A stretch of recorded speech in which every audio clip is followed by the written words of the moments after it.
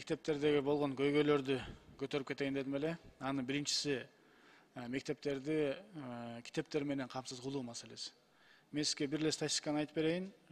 Ушул Бишкек шаарынын 1-Май районунда кыргыз тилинде жүргүзүлгөн мектептерди 60% гана камсыз болгон бүгүнкү күнү.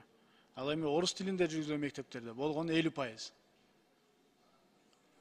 Министрлик тарабынан 2% камсыздалып атат, калганы жергиликтүү бюджеттен камсыз кылыш керек эле. Бирок тилекке каршы 2022 жылы 17 сентябрда министрлер кабинетинен токтом чыгып токтотулуп атат.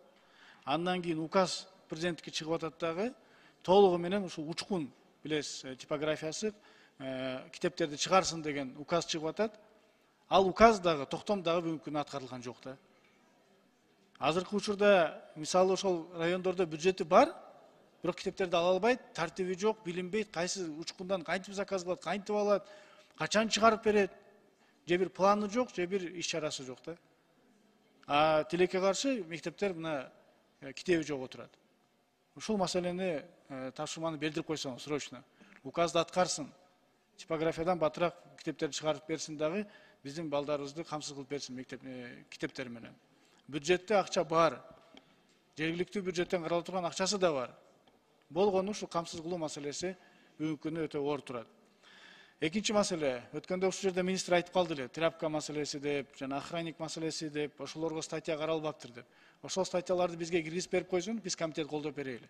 Мен ойлойм, жогорку кеңеште толук колдоп берет. Аны ушул жерге чейин чоң маселе кылып көтөрүп, тряпкаларды айтпай алам, мындай эле чечип койгонго мүмкүнчүлүгүбүз бар, ошону чечип коелу. Ошол дагы бир туура маселе болот эле. Үчүнчү маселе.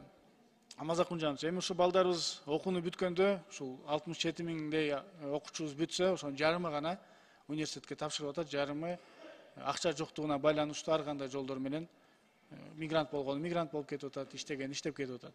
Бул боюнча атайын мыйзам жаздык эле. Мыйзам пособие берүү ушу Высокогорьедеги, азырынча Высокогорьеде жүргөн биздин жарандар 18ге чыкканда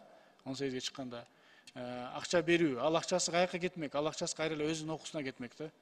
Бул боюнча указ да даярдалып аткан.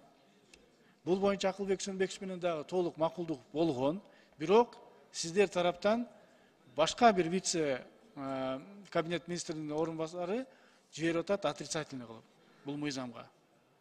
Ошону кайра карап берип, отрицательный эмес, терс эмес, колдоо маселесин карап берип койсоңуз, дагы бир жолу кайталап кетейин, жетекчилер менен сүйлөшүлгөн, макулдашылган, бул керек болсо курултайда дагы айтылган, президент ал жерде айткан, ал боюнча мыйзам жазылып атат деп.